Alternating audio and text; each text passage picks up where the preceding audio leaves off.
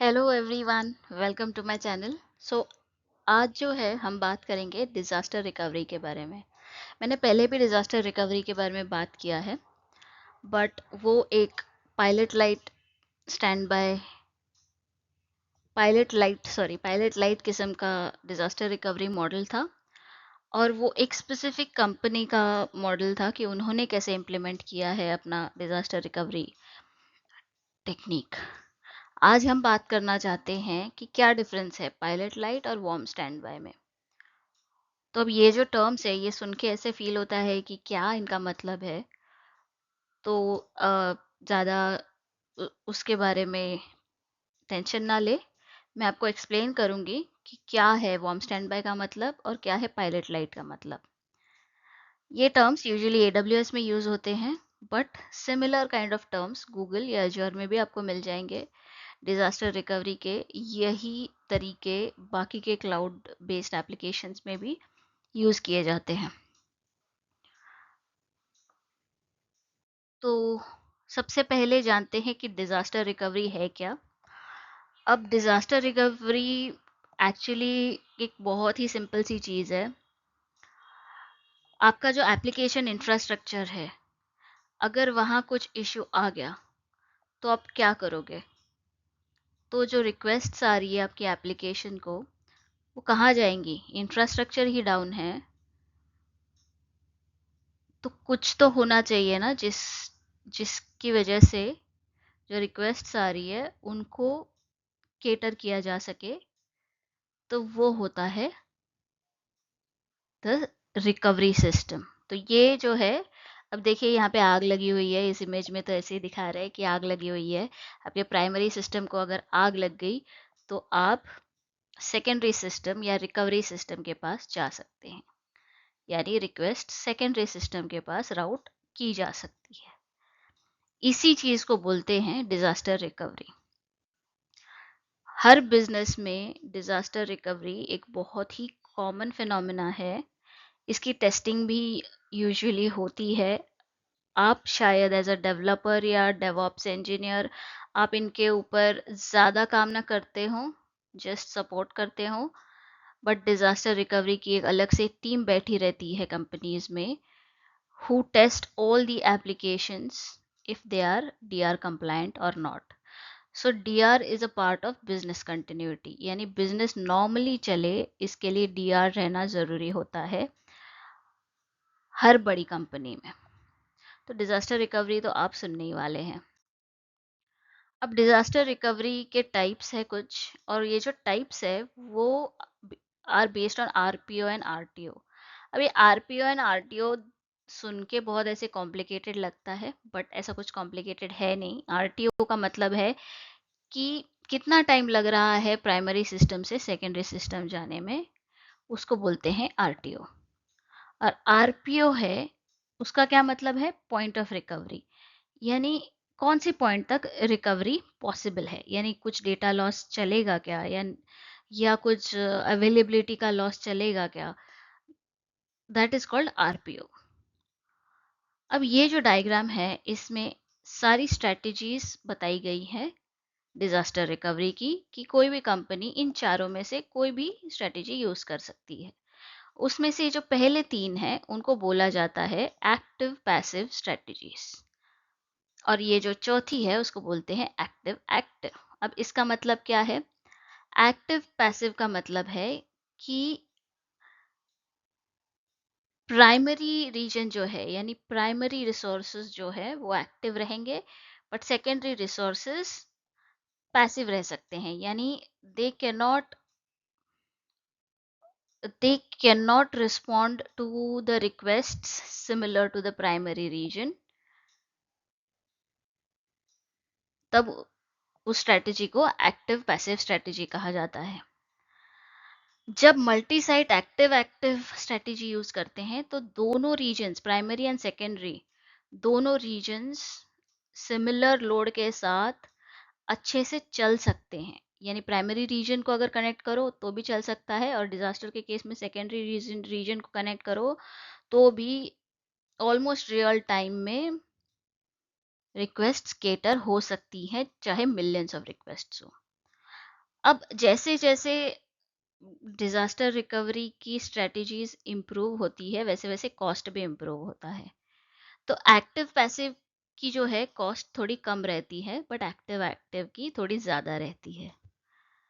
Okay, क्यों? क्योंकि इसमें सब कुछ एक्टिव रहेगा, right? All the servers in primary and secondary region, everything will be active. But active passive में सिर्फ प्राइमरी रीजन की चीज़ें एक्टिव रहेंगी, सेकेंडरी रीजन की एक्टिव नहीं रहेंगी। ओके, ये तो हमें समझ गया कि एक्टिव पैसिव और एक्टिव एक्टिव के बीच में क्या डिफरेंस है। अब जानते हैं कि एक्टिव पैसिव में क्या तरीके हैं या क्या स्ट्रेटजीज है। सबसे पहला है backup and restore. Way cost के हिसाब से आगे जा रहा है। ओके, बैकअप एंड रिस्टोर सबसे सस्ता वाला है। इसमें सर्विसेज, मतलब रिकवरी सेकेंडरी रीजन में सर्विसेज डिप्लॉयड नहीं रहती, सबसे सस्ता है और डेटा बैकअप किया जाता है।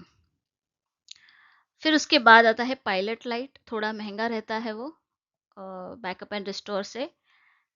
टेंस ऑफ मिनट्स में आरटीओ अचीव हो जाता है, यानी 10 मिनट में आप प्राइमरी से सेकेंडरी पे मूव हो जाते हो, सारे रिक्वेस्ट चले जाते हैं। यहाँ पे घंटों लग जाते हैं प्राइमरी से सेकेंडरी मूव करने में। और डेटा जो होता है वो लाइव होता है, मतलब लाइव डेटा प्राइमरी से सेकेंडरी में मूव किया जा रहा होता है। वार्म स्टैंड बाय में भी डेटा लाइव ही होता है, कॉस्ट ज़्यादा बढ़ जाता है।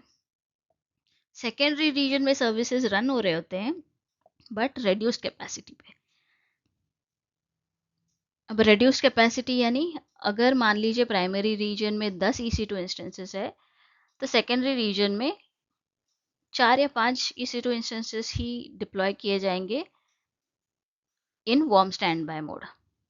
ये थोड़ा सा एक्सपेंसिव हो जाता है क्योंकि सेकेंडरी रीजन में भी कुछ इंस्टेंसेस तो लगेंगे ही ना फाइनली, इसीलिए warm stand by pilot light से थोड़ा एक्सपेंसिव हो जाता है। तो ये थे 3 एक्टिव पैसिव स्ट्रेटजीज। अब जानते हैं पायलट लाइट क्या है और मतलब कैसे दिखता है, उसका कोई एक टिपिकल आर्किटेक्चर डायग्राम कैसे दिखता है। तो ये पायलट लाइट डीआर स्ट्रेटजी है। आप देख सकते हैं ये जो है ये प्राइमरी रीजन है एक्टिव, एंड ये सेकेंडरी रीजन है। ओके, जब डिजास्टर होगा प्राइमरी रीजन में, तब रूट 53 रिक्वेस्ट सेकेंडरी रीजन में पास ऑन कर देगा। तो प्राइमरी रीजन में आप देख सकते हैं 2 अवेलेबिलिटी जोन्स है, एक इलास्टिक लोड बैलेंसर है, और ये जो इलास्टिक लोड बैलेंसर है ये दोनों अवेलेबिलिटी जोन्स के बीच रिक्वेस्ट्स प्रॉपरली डिस्ट्रीब्यूट कर देता है, क्योंकि वो सारे सर्वर्स ऑटो स्केलिंग ग्रुप के अंदर है। जैसे सबसे पहले elastic load balancer front end server को हिट करता है, जिसके 2 इंस्टेंसेस अलग अलग अवेलेबिलिटी जोन्स में हैं and which are under same auto scaling group, यानी वो स्केल हो सकते हैं। सिमिलरली फ्रंट एंड जो है एप्लीकेशन सर्वर को हिट करता है, वो भी अलग अलग अवेलेबिलिटी जोन्स में डिप्लॉयड है and all of them are in same auto scaling group. And ये जो है वो डेटाबेस को कनेक्ट कर रहा है एप्लीकेशन सर्वर, जिसका हमने प्राइमरी में ऑरोरा प्राइमरी डेटाबेस यूज़ किया है और एक ऑरोरा रेप्लिका भी यूज़ किया है दूसरे अवेलेबिलिटी जोन में। Asynchronous cross region replication Aurora में अवेलेबल होता है, तो ये भी इन्होंने एनेबल किया है ताकि सेकेंडरी रीजन में जो डेटा है वो एसिंक्रोनसली, यानी जब भी उसको पॉसिबल हो, मूव किया जा सके। अब ये पायलट लाइट स्ट्रेटजी है, तो उस वजह से सेकेंडरी रीजन में आप नोटिस कीजिए क्या क्या हो रहा है।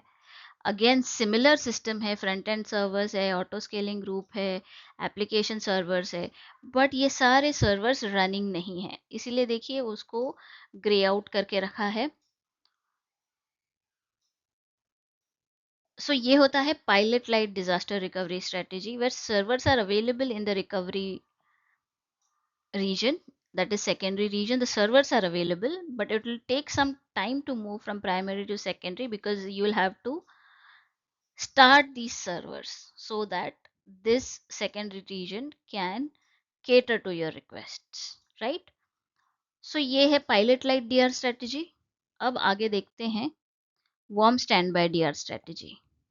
अब वार्म स्टैंड बाय का मतलब क्या है कि सेकेंडरी रीजन में कुछ सर्वर्स अप रहेंगे। जैसे आप यहाँ पे देख रहे हैं कि सेकेंडरी रीजन में एक अवेलेबिलिटी जोन में एक फ्रंट एंड सर्वर एंड एक एप्लीकेशन सर्वर अप है, which is the difference between pilot light and warm stand by, कि यहाँ पर एक फ्रंट एंड सर्वर और एक एप्लीकेशन सर्वर, इसका ये क्वांटिटी आप कितनी भी रख सकते हैं, but in this case one front end server and one application server is running, which is half the capacity of primary region. यानी सेकेंडरी रीजन जो है वो आपके सारे रिक्वेस्ट हैंडल तो कर लेगा, बट अगर प्रोडक्शन लेवल के request, number of request production level के अगर आने लग जाए तो शायद वो ना हैंडल करे। तो जब रिक्वेस्ट्स राउट करनी होती है सेकेंडरी रीजन को, तो उसके पहले हम कर सकते हैं, आपके request front end server application server cater करेगा, बट वो करते वक्त हमें बाकी के जो फ्रंट एंड सर्वर्स या एप्लीकेशन सर्वर्स है उनको भी अप करना ज़रूरी हो जाता है, which are in same auto scaling group. So ये एक नोट करने वाली बात है, वार्म स्टैंड बाय में सेकेंडरी रीजन में some application servers are running which can be used to cater to the traffic but at lower capacity। Okay, बाकी सब सेम है पायलट लाइट और वार्म स्टैंड बाय में, but this is the DR strategy which is called warm stand by DR strategy. अब example, इनके नाम ऐसे क्यों रखे गए हैं? Pilot light I think chimneys के बेसिस पे रखे गए हैं, जो लिविंग रूम में चिमनीज रहती थी और उनके बेसिस पे रखे गए हैं। जैसे लेट्स से हीटर लगाते हैं, राइट? बाहर की कंट्रीज में लोग, अगर उन्होंने हीटर लगाया है और हीटर लाइट चली गई है, डिजास्टर हो गया है, तो चिमनी जो है उसको ऑन करने के लिए ये सब डिजास्टर रिकवरी स्ट्रेटेजीज के नाम इम्प्लीमेंट किए गए हैं। फॉर एग्जाम्पल पायलट लाइट यानी एक लाइट होती है, अंदर रख दी जाती है चिमनी के, कि आप उसको यूज करके लाइट कर दीजिए अपनी चिमनी को, राइट? आई थिंक उसको चिमनी बोलते हैं, may be if I am using the wrong word, जहाँ से सेंटा नीचे आता है। सो वहाँ पे एक पायलट लाइट रखी होती है, तो उसको यूज करके आप अपना चिमनी जला लीजिए। Second is warm stand by, यानी आधी लकड़ियाँ जला के रखिए ताकि स्टैंड बाय पे रहे। उसमें थोड़ा कॉस्ट बढ़ जाएगा क्योंकि लकड़ियाँ आपकी ऑलरेडी जल रही है, ऑल्दो जब प्राइमरी सिस्टम यानी हीटर चल रहा है फिर भी आप लकड़ियाँ जला के रख रहे हो, मतलब कॉस्ट बढ़ जाएगा, राइट? पायलट लाइट में कॉस्ट नहीं बढ़ेगा, एक छोटी सी लाइट होगी which is cheaper than the लकड़ी, which you can use whenever heater down हो गया, आप जाओ मैनुअली और हीट कर दो। तो ये नाम आई थिंक वहीं से आए हैं। मैं थोड़ा रिसर्च कर रही थी तब मुझे रियलाइज हुआ, बट ये तो एक फन पार्ट है। तो ये है दो स्ट्रैटेजीज, पायलट लाइट और वार्म स्टैंड बाय। जैसे मैंने कहा, पायलट लाइट में सेकेंडरी रीजन में कुछ भी रनिंग नहीं है, सारे जो सर्वर्स है आप देख सकते हो, फ्रंट एंड सर्वर या application server, they are in inactive state. But warm stand by में at least half the capacity, we can decide on the capacity, is running, which can handle the incoming traffic but cannot handle the production level traffic.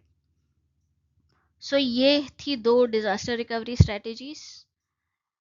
कुछ और होगा तो मैं आपके पास ज़रूर लेके आऊँगी कुछ और interesting architectures on AWS, but for now यही था। प्लीज़ लेट मी नो आपको ये वीडियो कैसा लगा। आप नीचे कमेंट्स कीजिए ताकि मुझे पता लगे कि ये वीडियोस आपको हेल्प भी कर रही हैं to understand the AWS solutions that I'm sharing with you. Please let me know in the comment section below and please watch the video till the end. Thank you. Bye bye.